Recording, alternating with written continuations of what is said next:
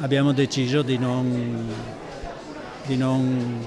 far più di non portare avanti questa tradizione. Lo dice emozionandosi Sebastiano Baccichetti e c'è da capirlo. Quando si finisce una storia centenaria nata 4 generazioni fa, succede questo. Stop allo storico pane-vin della famiglia Baccichetti sul Colle San Paolo, il più antico di Vittorio Veneto. La decisione è arrivata ieri, dopo la lettera della polizia locale, introduzione di un nuovo iter burocratico per questioni di sicurezza. Da 10 anni a questa parte bastava una comunicazione ai vigili urbani.